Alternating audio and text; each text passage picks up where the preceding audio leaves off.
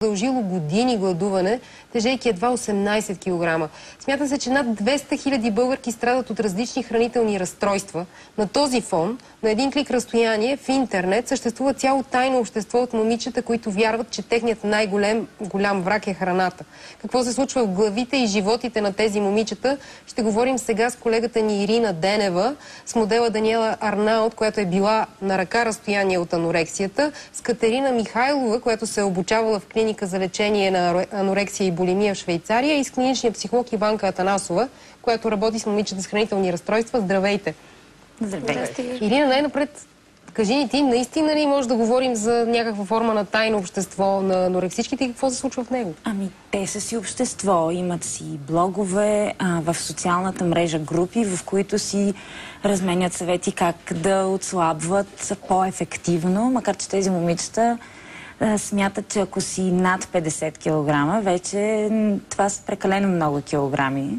Съответно, много странно е, нали, за ефективно отслабване да говорим в техния случай, но да, те се обединяват в такива блогове, пускат си статуси, снимки, които да ги мотивират, за да не се хранят. Снимките са на изключително слаби жени. Точно така, да. Ето тук можем да видим. Това е образец за начина, по който трябва да изглеждаш според момичетата от тези групи, така ли? Да, Проана и Промия се казват тези групи, като Проано е съкратено от анорексия, Промия от булимия. Проанорексия, т.е. подкрепящи анорексията и подкрепящи булимията. Да, точно така. И за тях, сега като се сменят снимките, ще видим, да, идеалните крака изглеждат по този начин. Казах, всичко над 50 кг за тях вече е изключително дебела жена. Секс символи като Риана са пуйки, готови за фурната. Такива епитети се използват. Те си имат техни правила. Нещо като 10 Божи заповеди на анорексичката. Да си слаба е по-важно от това да си здрава. Това е сериозно. Това съвсем сериозно, да. Аз съм извадила тези неща. Ето това е... на тази снимка те се подиграваха изключително много. Очевидно е, че дамата е пълна, но по никакъв начин не можем да кажем, че е грозна. За тях това е нещо абсолютно недопустимо. И другите две снимки, които можем да видим след малко, са на крака на момичета, които членуват в тази тайна група. И едното момиче казва: окей са, но трябва да станат и по-слаби. Тоест, момичето с тези крака смята, че трябва да отслабне още? Да, момичето с тези крака, според данните, е 18 годишно, а крачетата са като на 13 годишно дете. Аз успях да си поговоря с едно от тези момичета. Те не искат, естествено, да афишират това нещо. Ти си направил опит да ги поканиш. Какъв беше отговора? Ами едното момиче отказа, защото каза, че не смята, че е достойна да бъде лице на Проана, защото не е достатъчно слаба.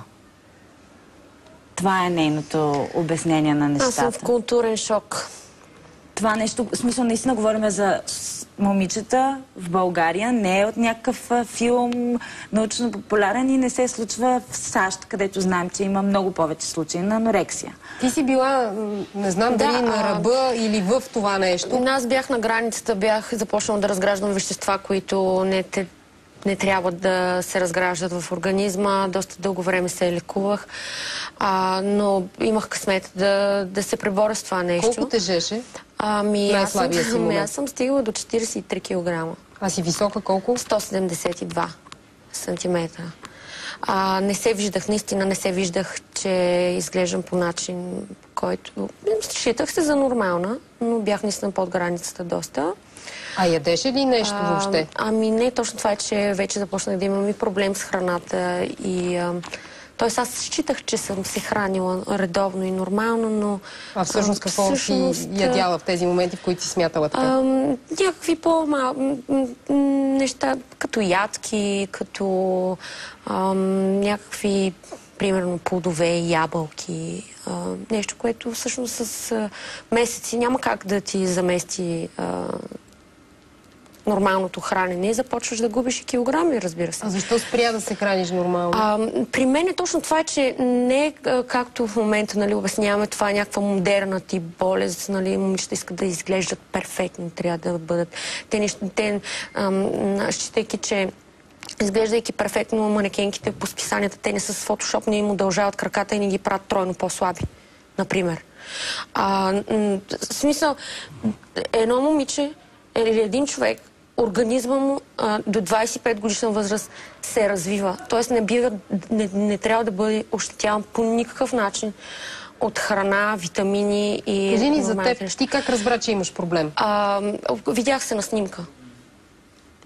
снимка. До този момент всички ме обяснях колко съм вече прекалено слаба, че вече нещо не е наред. Аз съм казах, че трябва да си гледат работата, защото аз всъщност се чувствах окей в себе си, но аз наистина не се виждах, докато не се видях на една снимка. И какво видя на снимката всъщност? Видях гръбнака си, така изкочим, както едната снимка, която бяхте показали. Броящи се прешлени с ребра. Да. И това не го виждах, когато се гледах в огледалото, това го видях на снимка. На себе си. Защо тези момичета не виждат реалния си образ в огледалото? Защото това е началото на заболяването. Тук говорим за психопатология. Това трудно би могло да бъде обяснено на хора, които имат нормална връзка с тялото си. Тези момичета страдат от така нареченото неправилно приемане, неправилно възприятие на тялото. И това е преди началото. На какво се дължи това? Как се формира? Откъде идва това нещо? Значи анорексията по принцип спада към разстройствата, които са от обсесивно-компулсивен характер. Тоест имаме една фиксирана мисъл, мисълта много съм дебела, трябва да отслабна, и след това имаме едно компулсивно поведение, неспособност да контролираме поведението си и да държим средния баланс, да държим това, което е здравословно.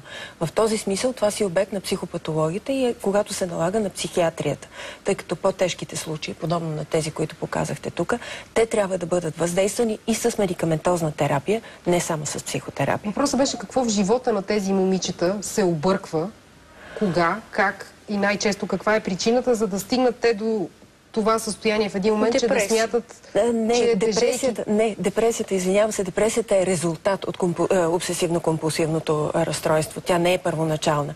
Сега, тук трябва да направим една малка разлика, че се случва в живота на човек, когато има сериозни стресови ситуации, той да отслабне. Това е начинът, по който нашето тяло реагира на стреса и тогава, примерно, толкова ми е нервно, нали, че не мога нищо да сложа в устата. Има такива моменти, в които отслабва силно тялото, но след това то бързо възстановява. И възстановяването не е проблем. Това, за което говорим ние, си е нещо съвсем различно. Всички знаем, че анорексията обикновено започва в периода на пубертета, в точно определени моменти на пубертета. Специална формула защо, как и кога е много трудно да бъде изведена, тъй като от случай до случай има разлика. Доколко отношенията майка и дъщеря са решаващи? Много. Не само майка и дъщеря. Майка, дъщеря и баща. И двамата дайте ни родители илюстрация. Вие сте работили с много различни пациентки с такава диагноза. Един пример, за да се ориентират зрителите ни.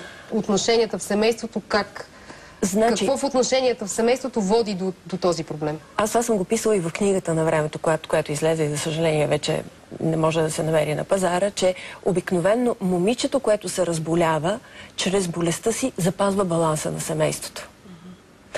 Поради която причина, поне лично аз в моята практика, аз не гледам да отделя детето или момичето от средата, а аз интервенирам върху цялата среда. Тъй като за да се оправи момичето, трябва да се ресистематизира самата семейна среда. Обикновено това са момичета, които реагират болезнено, да речем на разводи. Знаете, живота в момента не е от най-лесните. И децата стават буквално като гръмоотводи. Особено ако те са отгледани малко в по-стерилна среда, емоционално стерилна среда, ако са неприспособими към живота, ако са по-неспособни да се грижат за себе си, да носят отговорност за себе си от времето, когато са започнали да израстват, смятайте, те стават тези, които поемат целия негатив първо на семейството, в което живеят, в последствие на по-широките кръгове. Социални, било то училище, било то вече студентска среда и така нататък. Ти няколко пъти казваш точно така, да разбирам, че си ги преживява тези неща. Да, аз реално се разболях не точно, може би от депресия, от ненамирането в обществото, моята среда в обществото. Освен това, нека само да кажа, че самото ни общество в България специално е ужасно негативно, потискате, игнорирате. Те неща също страшно много влияят. Ако си в една по-друга държава, там самото общество е малко по-различно, някакси са толерантни. Извинявам се, веднага ще се намеся. Прости ми, Мила. Точно нейните думи показват духовното състояние, в което са момичетата преди да се разболеят. Точно нейните думи го илюстрират много добре.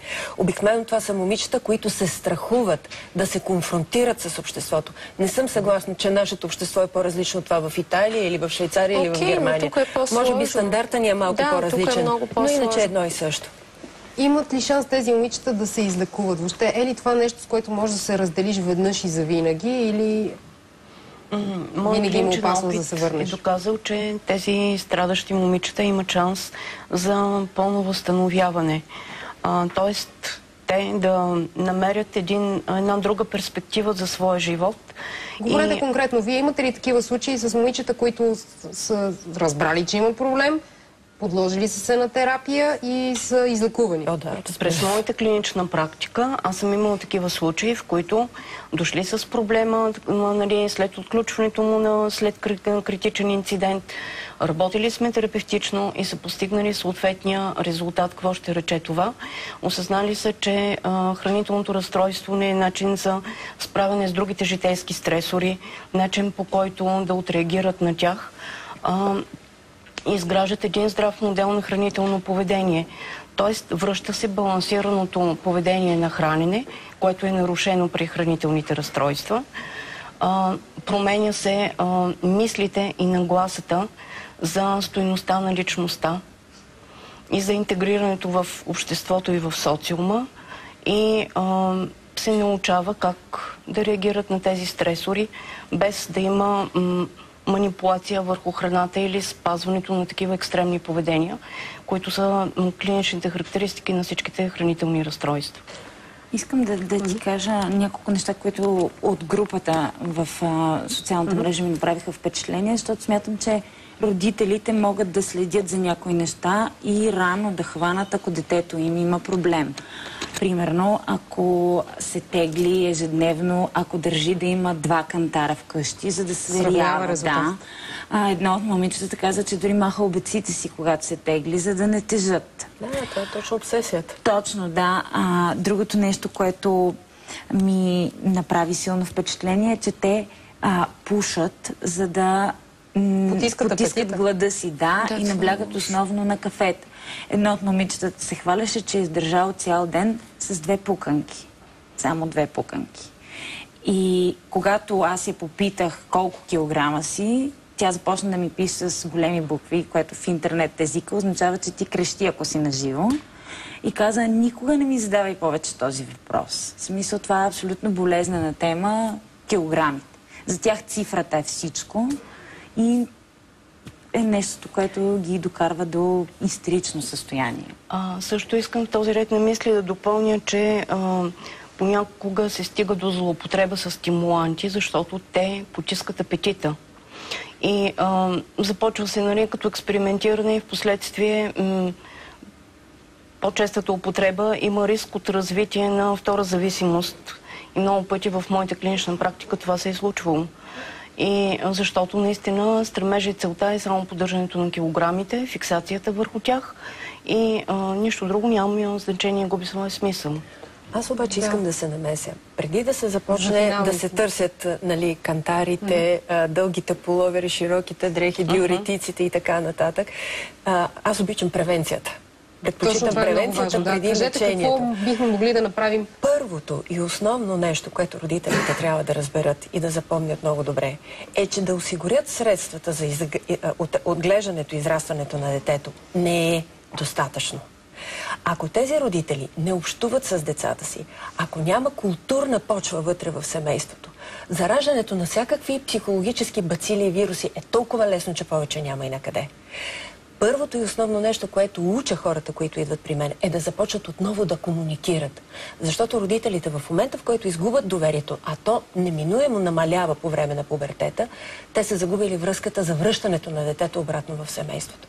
Затова наблягайте повече на общуването, наблягайте повече на времето, което прекарвате заедно, наблягайте повече на интереси, на културни интереси. По-голямата част от момичетата не четат, не познават историята на изкуството, не познават киното. Трябва да ги обучаваме наново. Нека с това послание наистина завършим. Благодаря ви много.